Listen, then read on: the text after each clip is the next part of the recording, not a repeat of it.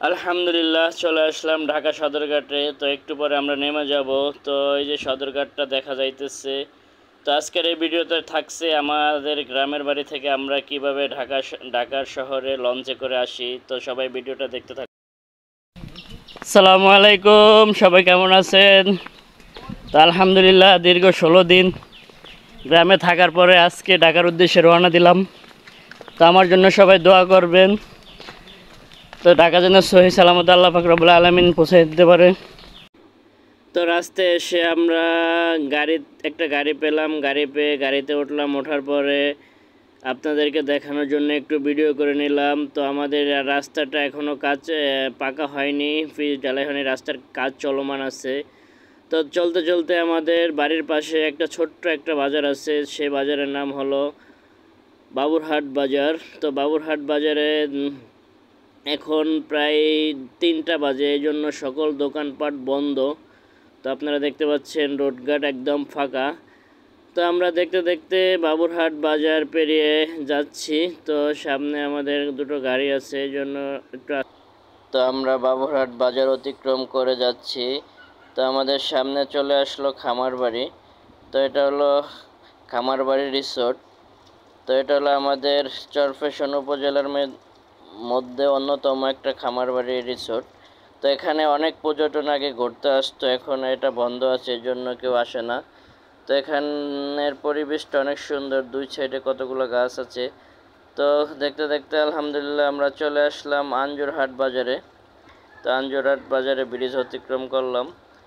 তো আমরা আঞ্জুরহাট বাজার অতিক্রম করে যাব শশী ভীষণ দিয়ে চরফ্যাশন। তো আঞ্জুরহাট বাজারটা অনেক বিশাল, এই জন্য যাচ্ছি, দেখাচ্ছি আপনাদেরকে। তো আঞ্জুরহাট বাজার পেরিয়ে তো আমরা যেতে যেতে কলমির মোড় রাস্তার উপরে চলে আসলাম। তো এটা হলো আপনাদেরকে দক্ষিণাইসা এবং চরফ্যাশন মহাসড়ক। তো যাইতে যাইতে আমরা চলে আসলাম শশী ভীষণ কলেজের সামনে।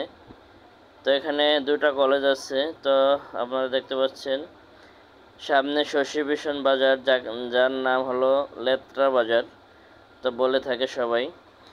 তো এই বাজারটা অনেক বিশাল। তো আমরা শশী ভীষণ বাজার অতিক্রম করে যাব চরফ্যাশনের দিকে। তো এখানে একটা নতুন ব্রিজ করছে, এটা হলো নতুন ব্রিজ। আমরা ব্রিজের উপরে দিয়ে পার হয়ে আমরা ওই পারে যাচ্ছি। তো সামনে আরেকটা হাসপাতাল আছে, 50 শয্যা বিশিষ্ট হাসপাতাল। তো আপনাদেরকে দেখানোর চেষ্টা করতেছি। অনেকগুলো পথ পাড়ি দিয়ে আমরা এই আমাদের কাঙ্ক্ষিত ঢাকার শহরে যাই। তো দেখতে দেখতে আমরা চরফ্যাশন উপজেলায় চলে আসলাম, চরফ্যাশন শহরে। তো প্রায় 40 কিলোমিটার পথ পাড়ি দিয়ে আমরা চরফ্যাশন শহরে আসলাম। আসার পরে চরফ্যাশন বাজার অতিক্রম করে তো এটা বেতুয়া প্রশান্তি পার্কের রাস্তা। তো এটা দুই সাইডে দেখতে পাচ্ছেন আপনারা, দুই সাইডে নদীর পানি ঢুকে সমুদ্র হয়ে যায় বর্ষার সিজনে।